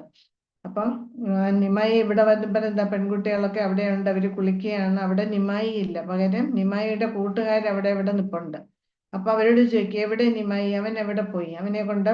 അപ്പൊ ഇവര് ചോദിക്കുക, എന്തിനാണ്, ഞങ്ങൾ കണ്ടില്ല, നിമായി ഇവിടെ വന്നില്ല. അപ്പൊ പറഞ്ഞു, നിങ്ങൾ കള്ളം പറയുകയാണ്, അവന്റെ പിന്നാലെ ഉണ്ടായിരുന്നല്ലോ ഞാൻ, അവൻ ഇങ്ങോട്ട് വരുന്നത് ഞാൻ കണ്ടതാണല്ലോ, അവൻ ഒളിച്ചിരിക്കുകയാണ് ഇവിടെ. ഇവനെ കൊണ്ടുള്ള ഉപദ്രവം സഹിക്ക വയ്യാതെ പരാതി കേട്ട് ഞാൻ മടുത്തു, എവിടെ അവൻ, ഇനി കൊടുക്കുന്നുണ്ട് ഞാൻ 2 എണ്ണം എന്ന് പറഞ്ഞിട്ട് ശശിമാത അവിടെ എല്ലാം നോക്കും. പക്ഷെ ആളിനെ കാണുമോ? ഇല്ല. എന്നിട്ട് വേറൊരു വഴി കൂടി നിമായി വീട്ടിലെത്തും. ഇങ്ങനെ ആ ശശിമാതയ്ക്കും നിമായിക്കും അത് തന്നെയല്ല അടുത്തുള്ളവർക്കും എല്ലാം പലതരത്തിലുള്ള ആനന്ദങ്ങള് നിമായി കൊടുക്കുമായിരുന്നു. അതുപോലെ തന്നെ ചില ദിവസം സ്കൂളിൽ പോകാൻ മടിയാണ്. അപ്പൊ എന്ത് ചെയ്യും? സ്കൂളിൽ പോകുന്ന മട്ടില് വീട്ടിൽ നിന്ന് ഇറങ്ങും, പക്ഷെ എവിടെങ്കിലും ഇരുന്ന് കൂട്ടുകാരോടൊപ്പം കളിക്കും. തിരിച്ച് വീട്ടിൽ മടങ്ങി എത്തേണ്ട സമയമാകുമ്പോ എന്ത് ചെയ്യും? ദേഹത്തൊക്കെ മഷി പുരട്ടും, മണ്ണും ചെളിയും ഒക്കെ പുരട്ടിയിട്ട് മുഷിഞ്ഞ വേഷത്തിലാണ് വീട്ടിൽ വരിക. അപ്പൊ ജഗന്നാഥ മിശ്രയൊക്കെ എന്താ വിചാരിക്കുക? അവൻ പഠിത്തം കഴിഞ്ഞ് വരികയാണ് എന്ന്. പക്ഷെ അതേപോലും കൂട്ടുകാരോടൊപ്പം കളി കഴിഞ്ഞിട്ടാവും വീട്ടിലെത്തുക. ഇങ്ങനെ ആരെങ്കിലും പറയുമ്പോഴാണ് ജഗന്നാഥ മിശ്രയെ അറിയുക. പക്ഷെ അന്നേരം സമ്മതിക്കുമോ? ഇല്ല. ഇത് കണ്ടുപിടിക്കാനായിട്ട് ജഗന്നാഥ മിശ്ര ഒരു ദിവസം ഇതേപോലെ നിമായി വീട്ടിൽ നിന്ന് സ്കൂളിൽ പോകാൻ ഇറങ്ങിയപ്പോ ജഗന്നാഥ മിശ്രയും പിന്നാലെ കൂടി. അപ്പം നിമായിക്ക് മനസ്സിലായി അച്ഛൻ വരുന്നുണ്ട് എന്ന്. അപ്പൊ നിമായി എന്ത് ചെയ്തു? വേറൊരു അച്ഛനെ വഴിതെറ്റിക്കാനായിട്ട് വേറൊരു വഴിയിൽ കൂടി പോയിട്ട് അവിടെ കൂട്ടുകാരുമൊത്ത് കളിച്ചിരുന്നു. പക്ഷെ ജഗന്നാഥ മിശ്ര വീട്ടിൽ തിരിച്ചെത്തിയപ്പോഴുടെ തന്റെ മകൻ തന്നെ ഇതുപോലെ മുഷിഞ്ഞ വേഷവുമായിട്ട് വീട്ടില് വരുന്നതാണ് കാണുന്നത്. ഇങ്ങനെ ധാരാളം ലീലകൾ ശ്രീകൃഷ്ണ ഭഗവാൻ എങ്ങനെയൊക്കെ ലീലകൾ ആടിയിട്ടുണ്ടോ അതുപോലെ തന്നെ വേറൊരു രീതിയില് നിമായിയും നവദ്വീപിലുള്ളവരെ ആനന്ദത്തില് ആറാടിച്ചിരുന്നു. അങ്ങനെ നിമായിയുടെ പഠിത്തം കഴിഞ്ഞു, വിദ്യാഭ്യാസം കഴിഞ്ഞ് നിമായി സ്വന്തമായിട്ട് സ്കൂള് നടത്തി. ആ സമയത്ത് അത് അപ്പൊ നിമായിയുടെ ഖ്യാതി നവദ്വീപിലെ എല്ലായിടത്തും പരന്നു. സംസ്കൃതത്തിലെ വ്യാകരണത്തിലൊക്കെ അതീവ സമർത്ഥനായിരുന്നു. ധാരാളം കുട്ടികൾ നിമായിയുടെ പാഠശാലയിൽ പഠിക്കാനായിട്ട് വരുമായിരുന്നു. അപ്പൊ നിമായിയുടെ ഖ്യാതി ഇങ്ങനെ നവദ്വീപിൽ ഉടനീളം വ്യാപിച്ചുകൊണ്ടിരിക്കുന്ന സമയത്ത് കേശവ കാശ്മീരി നമുക്ക് കാണാം, അത കഥ ചൈതന്യ ചരിതാമൃതത്തിലുണ്ട്. കേശവ കാശ്മീരി എന്ന് പറയുന്ന ഒരു ദിഗ്വിജയി പണ്ഡിറ്റ്. അന്നത്തെ കാലത്ത് സംസ്കൃതം വ്യാകരണം ഇതൊക്കെ പഠിച്ചു കഴിഞ്ഞാല് പണ്ഡിതര് തർക്കത്തിൽ ഏർപ്പെടും. നമുക്കറിയാം, ശങ്കരാചാര്യരുടെ കഥയൊക്കെ നമുക്കറിയാവുന്നതാണ്.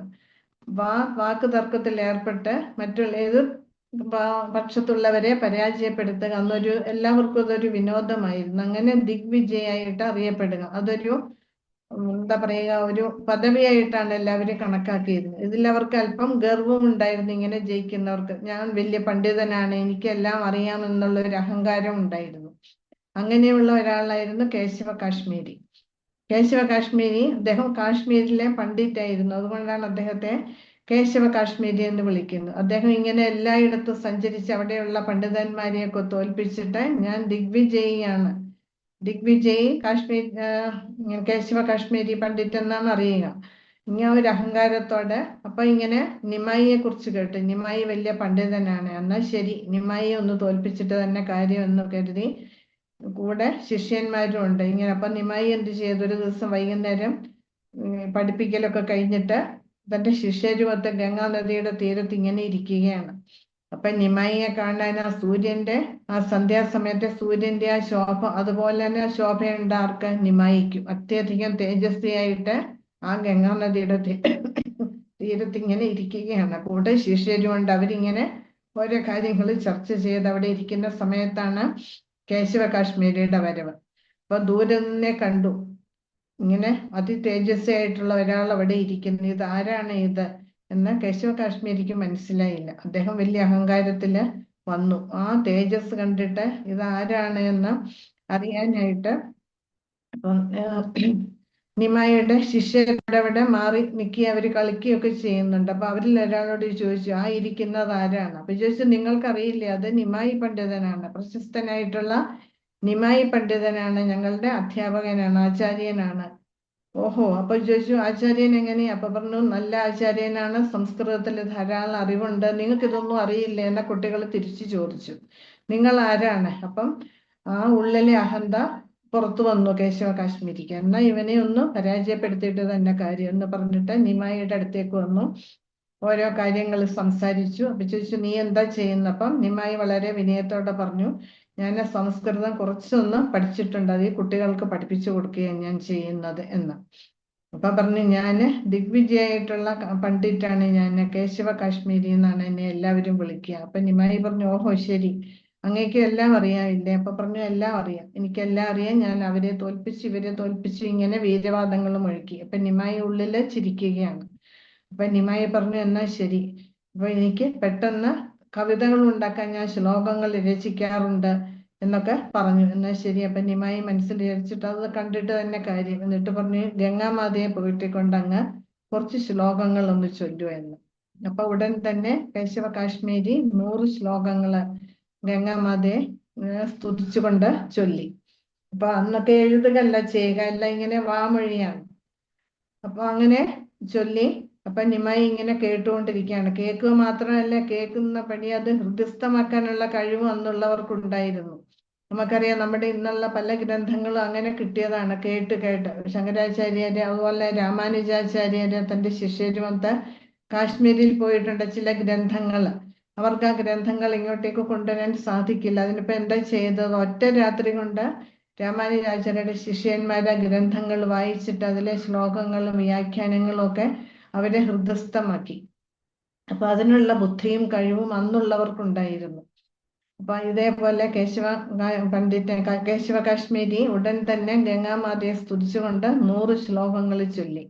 പക്ഷെ നിമായി ഓരോ ശ്ലോകങ്ങളും അതിലെ ഓരോ പദങ്ങളും ഓരോ അക്ഷരങ്ങളും എല്ലാം സശ്രദ്ധം കേട്ട് ഉള്ളിൽ അത് ഹൃദയസ്ഥമാക്കി. ഇത് കഴിഞ്ഞപ്പോൾ കേശവ പണ്ഡിറ്റ് പറഞ്ഞു, ശരി, ഇനി പറയൂ, ഞാൻ ചൊല്ലിയ ശ്ലോകങ്ങളിൽ എന്തെങ്കിലും തെറ്റുണ്ടോ? ഞാൻ വളരെ സ്ഫുടതയോട് കൃത്യമായിട്ടുമാണ് ആശയങ്ങള് മനസ്സിലാകത്തക്ക രീതിയിലാണ് ഞാൻ ചൊല്ലിയത്. അപ്പൊ നിമായി പറഞ്ഞു, അല്ല, അങ്ങ് ചൊല്ലിയ ശ്ലോകങ്ങളില് തെറ്റുണ്ട്. അപ്പൊ കേശവ കാശ്മീരിക്ക് നെറ്റി ചൊളിച്ചു. എന്റെ തെറ്റ് കണ്ടുപിടിക്കാൻ ഇവൻ ആരാണ് എന്നുള്ള ഭാവത്തില്. അപ്പൊ പറഞ്ഞു, എന്റെ ശ്ലോകത്തില് ഒരു തെറ്റുമില്ല. അപ്പൊ ഈ കേശവ കാശ്മീരി എന്ന് വെച്ചാല് സരസ്വതി ദേവിയുടെ ഉപാസകനാണ്. സരസ്വതി ദേവി സ്വയം പ്രത്യക്ഷമാണ് കേശവ കാശ്മീരിക്ക്. അപ്പം ബുദ്ധിശക്തിയും ഓർമ്മശക്തിയും എല്ലാം ഉണ്ട്. അപ്പൊ ആ ഒരു കഴിവുണ്ട്, സരസ്വതി ദേവിയുടെ അനുഗ്രഹവും ഉണ്ട്. ആ ഒരു അഹന്ത ഈ കേശവ കാശ്മീരിക്ക് ഉണ്ടായിരുന്നു. പക്ഷെ നിമായി എന്റെ മുൻപിൽ അത് വിട്ടുകൊടുക്കാൻ തയ്യാറായില്ല. എന്നാ പറയൂ, ഞാൻ ചൊല്ലിയ ശ്ലോകത്തിൽ ഏത് ശ്ലോകമാണ് തെറ്റ്? എന്താണ് തെറ്റ്? വേഗം പറയൂ. നിനക്കെന്തറിയാം? നീ വെറും സംസ്കൃതത്തിന്റെ വ്യാകരണത്തിന്റെ അവിടുന്ന് ഇവിടുന്ന് എന്തോ പഠിച്ചിട്ട് നീ ചെറിയ കുഞ്ഞുങ്ങളെ പറ്റിക്കുന്ന മാതിരി എന്നെ പറ്റിക്കാൻ നോക്കണ്ട. ഞാൻ സംസ്കൃതത്തിൽ അഗ്രഗണ്യനാണ്, അങ്ങനെയാണ് ഇങ്ങനെയാണ് എന്ന കുറെ വീരവാദങ്ങൾ മുടക്കി. ഇത് കേട്ട് നിമായി ഒന്നും മിണ്ടിയില്ല. കേശവ കാശ്മീരിയുടെ ആ വീരവാദങ്ങളൊക്കെ നിർത്തി കഴിഞ്ഞപ്പോൾ ചൈതന്യ മഹാപ്രഭു ആ തെറ്റായിട്ടുള്ള ശ്ലോകം ഏതാണോ ആ ശ്ലോകം അത് തിരിച്ച് ചൊല്ലി കേൾപ്പിച്ചു. അങ്ങ് ചൊല്ലിയ ശ്ലോകം ഇതല്ലേ? ഇത് കേട്ടപ്പോൾ കേശവ കാശ്മീരിക്ക് അത്ഭുതമായി. ഇതേവരെ ആരും എന്നോട് ഈ രീതിയിൽ പറഞ്ഞിട്ടില്ല. ഈ ഒരു ചെറിയ ബാലൻ, ഒരു യുവാവ് എന്നോട് ഇന്ന് എതിർക്കാൻ തയ്യാറായിരിക്കുന്നു. അപ്പൊ ഇവൻ അല്ലല്ലോ എന്ന് ഉള്ളില് കേശവ കാശ്മീരി വിചാരിച്ചു. എന്നിട്ട് ആ ശ്ലോകത്തിലെ ഓരോ തെറ്റുകളും ശരി തെറ്റ് മാത്രമല്ല, അതിലെ ശ്ലോകങ്ങളിൽ ചൊല്ലിയതിൽ ശരിയായിട്ടുള്ള ശ്ലോകങ്ങളും അത് ശരിയെന്ന് പറഞ്ഞ് തെറ്റായിട്ടുള്ളതൊക്കെ തെറ്റാണ് എന്ന് നിമായി അത് കേശവ കാശ്മീരിയോട് പറയുകയും ചെയ്തു. എന്നിട്ട് അതിലെ ഓരോ തെറ്റുകളും എടുത്ത് ചൂണ്ടിക്കാണിച്ചു. അപ്പൊ പാർവതി ദേവിയെ, വാക്ക് എനിക്ക് ഓർമ്മ വരുന്നില്ല, പാർവതി ദേവിയെ സൂചിപ്പിക്കുന്ന ഒരു പദമാണ് അത്. തെറ്റായിട്ടാണ് പറഞ്ഞത്. എന്തോ ഒരു ഭർത്തൃ എന്നുള്ള ഒരു വാക്കാണ്, അതെനിക്ക് കിട്ടുന്നില്ല. അത് ഭവാനി ഭർത്തു. ഹരേ കൃഷ്ണ. ഭവാനി ഭർത്തു. ഭവാനി ഭർത്തൃ, താങ്ക് യു. ഭവാനി ഭർത്തൃ എന്നൊരു പദം. അതായത് പാർവതി ദേവിക്ക് മഹാദേവൻ ഒരാളേ ഉള്ളൂ ഭർത്താവായിട്ടുള്ളത്. പക്ഷെ ഇവിടെ അർത്ഥം വിശദീകരിച്ച് വരുമ്പോൾ ധാരാളം ഭർത്താക്കന്മാരുണ്ട് എന്നുള്ള അർത്ഥത്തിലാണ് അത് പ്രയോഗിച്ചിരിക്കുന്നത്.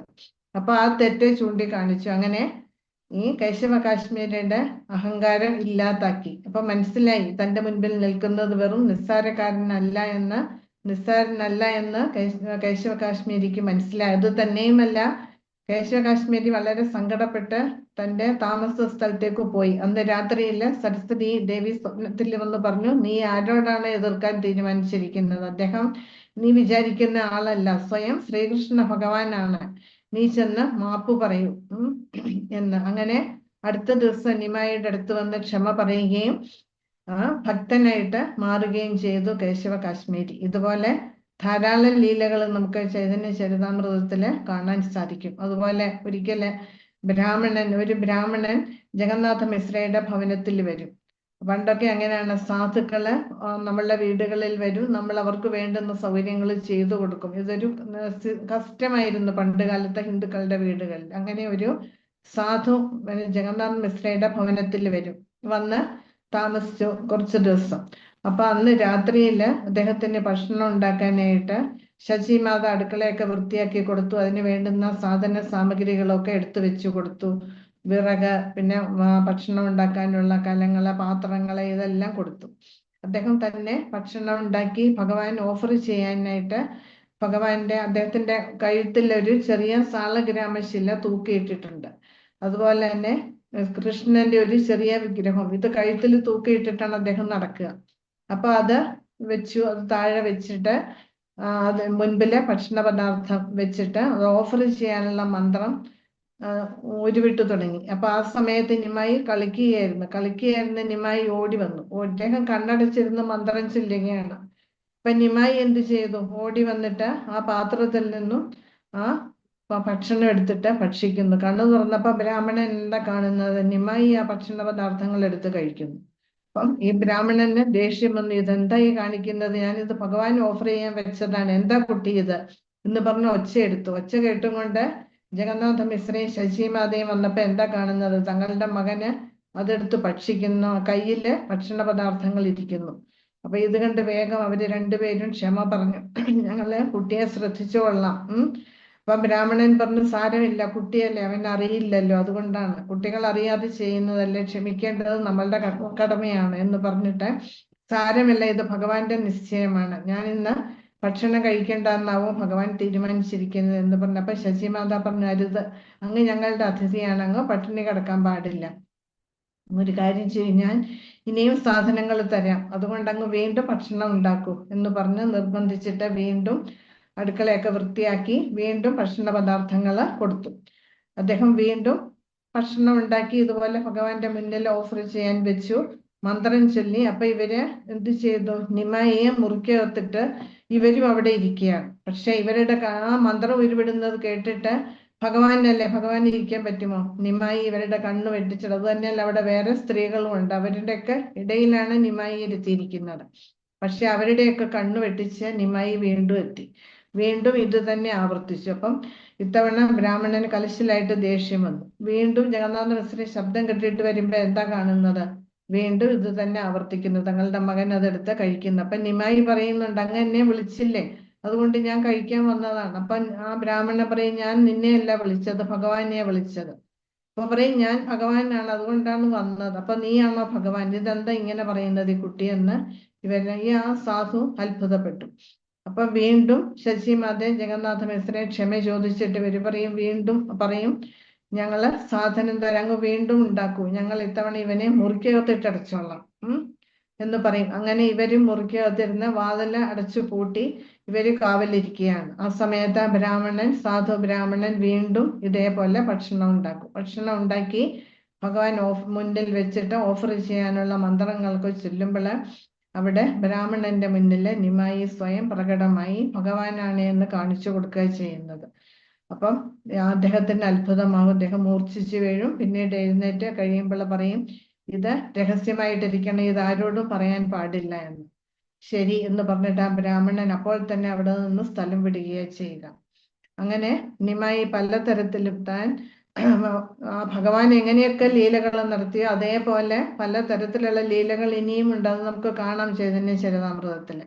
ഇങ്ങനെ നിമായി പലതരത്തിലും ആൾക്കാരുടെ ശ്രദ്ധ പിടിച്ചു പറ്റുകയും, പക്ഷെ ഒരിക്കൽ പോലും താൻ ഭഗവാനാണ് എന്നുള്ള രഹസ്യം ആരും അറിഞ്ഞിരുന്നില്ല. അത് പല ലീലകൾ, മഹാപ്രകാശ ലീലകൾ നടത്തുമ്പം ഏറ്റവും അടുത്തുള്ള ഭക്തർക്ക് മാത്രമേ അവിടെ പ്രവേശനമുള്ളൂ. അപ്പൊ ഒരിക്കല് ഒരു ബ്രാഹ്മണൻ ഇതേപോലെ ആ മഹാപ്രഭ അറിയാം എല്ലാവർക്കും ഇത് ഭഗവാനാണോ. അതുപോലെ തന്നെ മഹാപ്രകാശ ലീലയുടെ സമയത്ത് ആ ശുദ്ധഭക്തിയുടെ തലത്തിലുള്ള മഹാപ്രഭുവിന്റെ അനുയായികൾ ഏറ്റവും അടുത്ത പാർഷദർക്ക് മാത്രമേ അവിടെ പ്രവേശനമുള്ളൂ. അപ്പൊ ശ്രീവാസ ഠാക്കൂറിനോട് ഇദ്ദേഹം പറയും, എനിക്ക് മഹാപ്രഭുവിനെ കാണണം, മഹാപ്രഭുവിന്റെ ലീലകൾ കാണണം. അപ്പൊ ശ്രീവാസ ഠാക്കൂർ പറയും, അതിന് സമ്മതിക്കില്ല, മഹാപ്രഭു സമ്മതിക്കില്ല അതിന്. അപ്പൊ ഇദ്ദേഹത്തിന്റെ അപേക്ഷ കേട്ടിട്ട് ആ ബ്രാഹ്മണനെ ഒളിപ്പിച്ചിരുത്തും വീട്ടിന്റെ ഉള്ളില്, ശ്രീവാസ ഠാക്കൂറിന്റെ ഭവനത്തില് ഒളിപ്പിച്ചിരുത്തും. അപ്പൊ ആ സമയത്ത് മഹാപ്രഭുവിടെ സങ്കീർത്തനം ചെയ്യും. സങ്കീർത്തനം ചെയ്യുന്ന സമയത്ത് ആ സങ്കീർത്തനത്തിന്റെ മൂർധന്യ അവസ്ഥയിൽ എത്തിയിട്ട് മഹാപ്രഭുവിന് ആ എക്സ്റ്റസി അനുഭവപ്പെടുന്നില്ല. അപ്പൊ മഹാപ്രഭു പറയും, എനിക്ക് ഇന്ന് എന്താണ് ആ ഭക്തിയുടെ ഉന്മാദ അവസ്ഥയിലേക്ക് പോകാൻ സാധിക്കുന്നില്ല, ശ്രീവാസ എന്തോ കുഴപ്പമുണ്ട് നിന്റെ വീട്ടിൽ. അപ്പൊ ശ്രീവാസൻ പറയും, ഇല്ല ഇല്ല, പതിവ് പോലെയാണ്, ഇവിടെ ഒരു കുഴപ്പങ്ങളും ഇല്ല ശ്രീവാസ, എന്തോ ഉണ്ട്, ഇവിടെ ആരോ അർഹതയില്ലാത്ത ആരോ ഇവിടെ വന്നിട്ടുണ്ട്, ആരാണത്, അവനെ വിളിക്കൂ, അവനെ പുറത്തേക്ക് കൊണ്ടുവരൂ, ഞാൻ കാണട്ടെ ആരാണെന്ന്. അപ്പൊ ഈ ബ്രാഹ്മണൻ ഇത് കേട്ട് എണീറ്റ് മഹാപ്രഭുവിന്റെ മുന്നിൽ വരും, മഹാപ്രഭുവിനെ നമസ്കരിക്കും. കാരണം ഈ ബ്രാഹ്മണന്റെ ആഗ്രഹം എന്താ, മഹാപ്രഭുവിന്റെ ദർശനം എടുക്കണം, അത്ര മാത്രമേ ആഗ്രഹിച്ചുള്ളൂ. അതിനു വേണ്ടിയാണ് ഇതെല്ലാം ഒളിച്ചിരുന്നതും ഒക്കെ. വന്നിട്ട് അപ്പൊ മഹാപ്രഭു ദേഷ്യപ്പെട്ടിട്ട് പുറത്തു പോകാൻ പറയും. പക്ഷെ ആ ബ്രാഹ്മണൻ മിണ്ടാതെ മഹാപ്രഭുവിനെ നമസ്കരിച്ചിട്ട് ഭയങ്കര സന്തോഷത്തോടെ ഭവനത്തിന് പുറത്തേക്ക് പോകും. കാരണം എന്താ, എന്റെ ആഗ്രഹം സാധിച്ചല്ല, എനിക്ക് അങ്ങയെ കാണണം എന്നുള്ള ഒരു ആഗ്രഹം മാത്രമേ ഉണ്ടായിരുന്നുള്ളൂ. അപ്പൊ മഹാപ്രഭു ഉള്ളില് സന്തോഷിക്കുക ചെയ്യുക. ഇങ്ങനെ പല ഇതുപോലെ മഹാപ്രകാശ ലീലകളൊക്കെ ശ്രീവാസാങ്കണത്തിലെ മുരാരി ഗുപ്തയ്ക്ക് ഇതൊക്കെ കാണിച്ചു കൊടുത്തിട്ടുണ്ട്, അദ്വൈതാചാര്യർക്ക്. അതൊക്കെ നമുക്ക് വഴിയെ മനസ്സിലാക്കാം. ഹരേ കൃഷ്ണ. ഇപ്പൊ സമയം കഴിഞ്ഞിരിക്കുന്നു. അപ്പൊ ഇന്ന് ഗൗരപൂർണിമ, എല്ലാവരും പരിപൂർണമായിട്ട് ഉപവാസം ഗ്രഹണം കഴിയുന്നത് വരെ ഒരു ഭക്ഷണം കഴിക്കാൻ പാടില്ല. മഹാപ്രഭുവിന് നാമം ജപിച്ചും ഹരേ കൃഷ്ണ മഹാമന്ത്രം ജപിച്ച് ഈ ദിവസം കഴിച്ചു കൂട്ടണം. അതുപോലെ ഗ്രഹണ സമയത്തും ഭഗവാന്റെ തിരുനാമം ജപിച്ച് കഴിച്ചു കൂട്ടുക. ടെമ്പിളിൽ പോകാൻ പറ്റുന്നവര് പോവുക, അല്ലാത്തവര് വീട്ടിൽ അഭിഷേകം ചെയ്യുകയോ അങ്ങനെ മഹാപ്രഭുവിന് വേണ്ടിയിട്ട് ഇന്നത്തെ ദിവസം വിനിയോഗിക്കുക. നമുക്ക് ഭക്തിയില്ല മുന്നോട്ട് പോകണമെങ്കിൽ നമുക്ക് തീർച്ചയായിട്ടും മഹാപ്രഭുവിന്റെ അനുഗ്രഹം ഉണ്ടെങ്കിൽ നമുക്ക് ഭക്തിയിൽ ഉയരാൻ നമുക്ക് സാധിക്കും. കാരണം അത്ര ദയാലുവാണ് മഹാവതന്യായ, അത്ര ദയാലുവാണ്, കാരുണ്യ അവതാരമാണ് ശ്രീ ചൈതന്യ മഹാപ്രഭു എന്ന് പറയുന്നത്. അപ്പൊ ആ മഹാപ്രഭുവിന്റെ അനുഗ്രഹത്തിനായിട്ട് നമുക്ക് ഏവർക്കും പ്രാർത്ഥിക്കാം. ഹരേ കൃഷ്ണ. ഹരേ കൃഷ്ണ. Thank you Mataji.